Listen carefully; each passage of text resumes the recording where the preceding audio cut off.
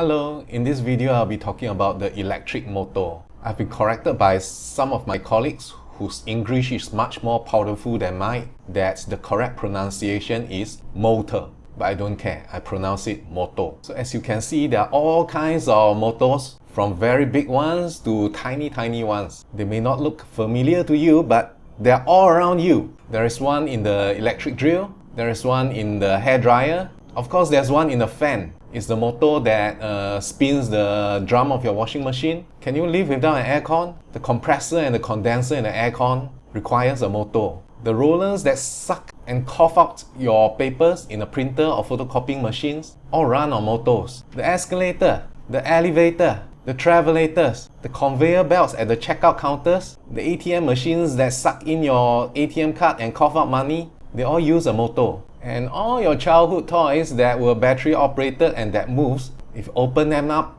you'll find a tiny motor somewhere. And in the near future, we expect even your cars, your buses to be running on electric motors instead of combustion engines. And it all started with this, a current carrying conductor sitting in a magnetic field. It all started with the discovery of the BIL force. So let's try to build a motor. So we have to start with a magnetic field. So let's say we have a uniform magnetic field in this region of space here. So stick in a conductor, push a current through it, it's going to experience a BIL force. Now use your Fleming's left hand rule to figure out the direction of the magnetic force. So remember, it's your left hand, point your index finger leftward in the direction of the magnetic field. Rotate your hand until your middle finger is pointing in the direction of the current. Your thumb is now pointing up, right? So that's the direction of the BIL force. Now if we leave it as it is, then this wire is going to be kicked upward, and that's the end of the story, isn't it? You exit the magnetic field. Something so good should be prolonged, right? So how do we do it? So instead of one straight wire, we are going to bend it into a coil. So we are going to use a coil instead. What's so good about a coil? Because on the other side, the current is going to come back this way. So if the BIL force is up when the current is going this way, then the BIL force should be down when the current is returning this way. So now we have the BIL forces in opposite directions at opposite segments of this coil. There's a name for this, right? These two forces, same in magnitude but opposite in directions. Yup, a couple, yeah? So what does a couple do? The kiss and cut. A couple will cause a rotation, right? Yep. So this coil is going to rotate and rotate and rotate and rotate. So if you connect this to your fan, to the drum of your washing machine, to whatever you want, you can start rotating and moving stuff. Very clever, right? Okay, anyway, you must be able to calculate the torque, the magnitude of the torque experienced by the coil. So the calculation will look like this. Now first, who is this big N? It's actually the number of turns in this coil. Because if you have only one turn, you only get one couple, right? If you want a stronger force, you can simply have more turns, yeah? Have more turns before you exit. So N is the number of turns. This group here is just the BIL force, right? The magnetic force, FB, BIL. So BI and the length of the wire is PQ. That's why I write PQ here. Who is this QR here? We're trying to calculate the torque of a couple. So when you calculate a torque of a couple, you need to stick in the perpendicular distance between the two forces. So that length is QR. You can say PS if you want, but I chose QR here. Now the next thing to notice is PQ times QR. So PQ times QR is just the area of this rectangular coil. So we're going to replace this with A, then we can write the expression as NABI. Why does it sound so vulgar again? But anyway, yeah, so the torque of this couple is NABI. Now before we move on, just to explain why we only consider the segments PQ and RS. What about QR and PS? Well, we can see that the currents in QR and PS are parallel to the direction of the magnetic field. So if they're parallel, there's no magnetic force. And even after the coil has rotated to other orientations, when the coil is not horizontal, if you think carefully, you realize that the magnetic forces acting on the QR and the PS segments will be directed along this axis. So they wouldn't contribute to any net force or net moment. That's why when we analyze the coil of a motor, we only consider PQ and RS. Okay, now we are going to look at this thing in this direction, right? We are looking this direction into the coil. So if you look at it this way, you see the segment PS, yeah?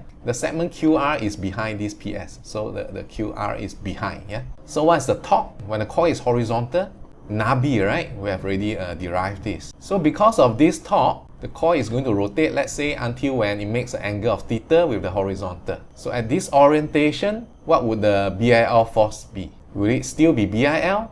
Or will it be BIL sine theta or BIL cosine theta?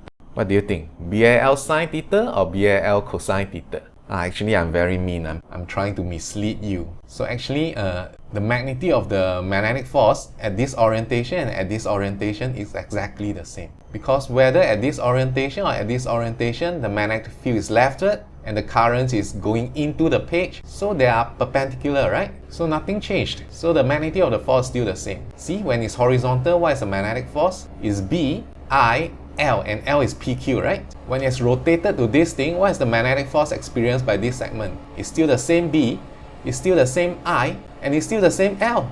The B and the I are always perpendicular, no matter how this thing rotates. But what about the torque? If it's Nabi here, what is the torque here? Here, it will not be Nabi anymore. It will be Nabi cosine theta. Reason is because the perpendicular distance between the two forces is now shorter. It used to be PS, it's now PS cos theta.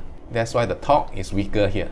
When the coil is at this orientation, the magnetic force is still as strong as here and here. The magnetic force doesn't change. But at this orientation, the torque is zero, simply because the perpendicular distance between your two equal but opposite forces is now zero. You can see, right? These two forces are just trying to pull your coil apart. It's not trying to rotate you anymore. So you can see that in such a very simple design, the torque is actually not constant, which is not so nice, right? I mean, look at all these applications. You prefer a constant torque than a torque that's changing sinusoidally with time. So an improved design may look like this. They use magnets with a concave surface. They will even stick a soft iron core here so that you get a radial magnetic field instead of a uniform magnetic field. The magnetic field lines actually go like that, right? Like this and like this. Can you see what is so good about a radial magnetic field? So at this orientation, the magnetic force is, say, up and down. So when it's rotated to this orientation, the magnetic force will be this way, and you get the same torque. Even when it's at this orientation, your magnetic force is this way and this way, so it's still the same torque. So you can get a constant torque. And this is just the tip of the iceberg to what we can do to improve the design of a motor.